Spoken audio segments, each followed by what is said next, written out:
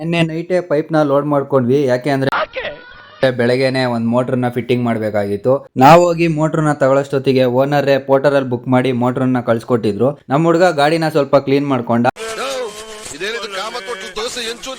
ಅಲ್ಲಿಂದ ಸೀದಾ ಹೊರಟಿ 2 ಮಲ್ಲಿಗೆ ಇಡ್ಲಿನ ತಿನ್ಕೊಂಡು ಅಲ್ಲಿಂದ ಸೀದಾ ಕಸ್ಟಮರ್ ಲೊಕೇಶನ್ ಹೊರಟ್ವಿ. ಈ ವಿಡಿಯೋ ನೋಡ್ಬೇಕಾದ್ರೆ ನನ್ಗೊಂದು ಡೈಲಾಗ್ ನೆನಪಾಯ್ತು ಗುರು. ರಸ್ತೆ ಮೇಲೆ ಬಸ್ ಅಂತೆ, ಅದ್ರ ಮೇಲೆ ರೈಲ್ ಅಂತೆ, ರೈಲ್ ಮೇಲೆ ಹೆಲಿಕಾಪ್ಟರ್ ಅಂತೆ. ಲೊಕೇಶನ್ ರೀಚ್ ಆದ್ಮೇಲೆ ಮೋಟ್ರನ್ನ ಅಸೆಂಬಲ್ ಮಾಡಕ್ಕೆ ಸ್ಟಾರ್ಟ್ ಮಾಡಿದ್ವಿ. ಈ ಮೋಟ್ರ್ ಬಂದು 2 HP 20 ಸ್ಟೇಜ್. ಮೋಟ್ರು ಅಸೆಂಬಲ್ ಎಲ್ಲ ಆದ್ಮೇಲೆ ಬೋರ್ವೆಲ್ ಒಳಗೆ ಬಿಟ್ಬಿಟ್ಟು ಆನ್ ಮಾಡಿದ್ವಿ. ಆನ್ ಮಾಡಿದ್ರೆ ಡಮಾರ್ ಅಂತ ಸೌಂಡ್ ಬಂತು ಗುರು. ಏನದು ಸೌಂಡು ಅಂತ ಸ್ಟಾರ್ಟರ್ನ ತೆಗ್ದು ನೋಡಿದ್ರೆ ಕೆಪಾಸಿಟರ್ ಹೋಗ್ಬಿಟ್ಟಿತ್ತು. ಆಮೇಲೆ ಕಸ್ಟಮರ್ ಕಾಲ್ ಮಾಡಿ ಒಂದು ಹೊಸ ಕೆಪಾಸಿಟರ್ ತರಿಸ್ಬಿಟ್ಟು ಹಾಕಿದ್ವಿ. ನೀರ್ ಬಂತು.